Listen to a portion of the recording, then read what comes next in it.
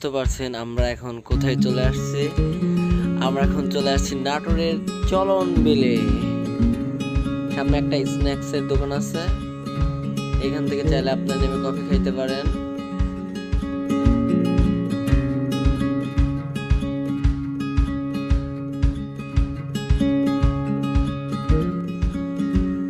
আরেকটু গেলেই সামনে বিলসা বাজার।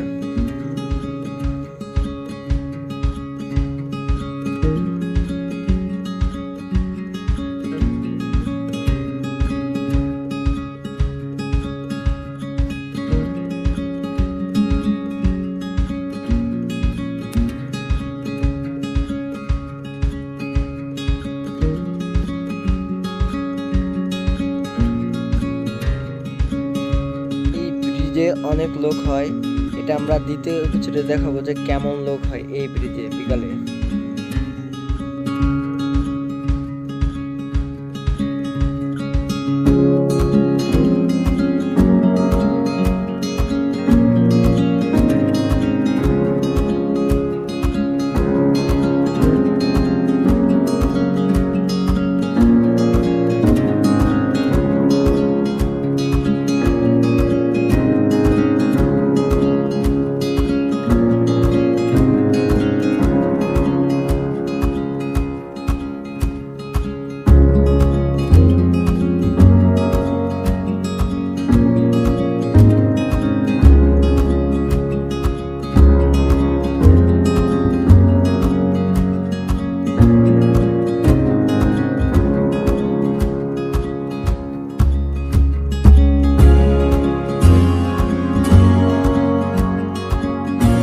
চারিদিকে সৌন্দর্য আমাদেরকে অনেক মুগ্ধ করেছে।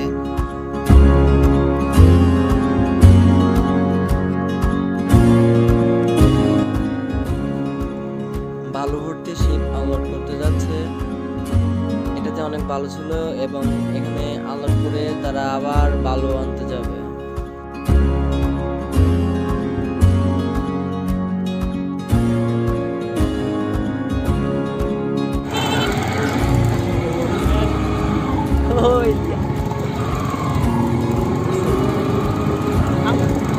আমরা এখন যাব স্বর্ণদ্বীপে।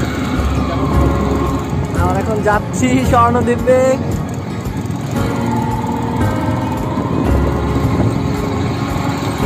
যাওয়ার মজাটাই আলাদা ভাই। এখন আমরা যাচ্ছি স্বর্ণদ্বীপ কফি হাউসে, চলুন কফি খেয়ে আসি।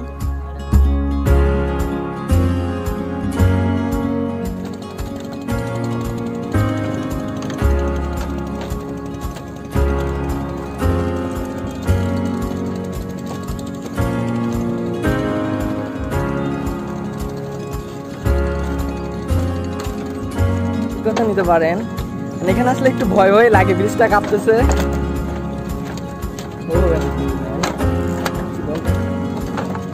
এই তো আমরা প্রায় চলে এসেছি স্বর্ণদ্বীপ কফি হাউসে। এখানে অনেক বার্গার, ভেজিটেবল রোলস, সামোসা পাওয়া যাবে। আপনারা এখানে আসলে এগুলো এখানে অনেক রকম মাছও পাওয়া যায়, টাঙ্গাইল মাছ।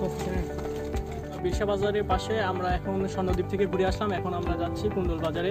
এখান থেকে যদি নৌকায় যান তাহলে আপনাদের 15 টাকা পিস প্রতি জন প্রতি ভাড়া লাগবে। আর যদি আপনারা এখানে রিজার্ভ করতে চান তাহলে হয়তো অনেক বেশি লাগবে। তো আমরা এখন জন প্রতি হিসাবেই যাব, 15 টাকা পিস ভাড়া।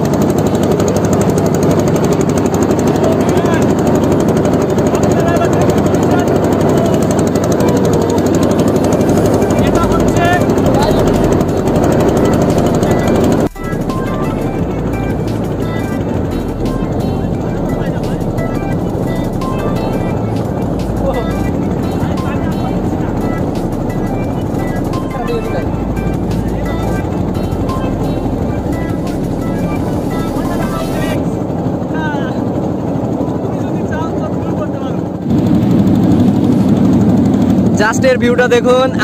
হাই ম্যান, ওই ম্যান, খালি পানি আর পানি। ওর পাশে দ্বীপের মতো গাছ হয়ে আছে মাঝখানে।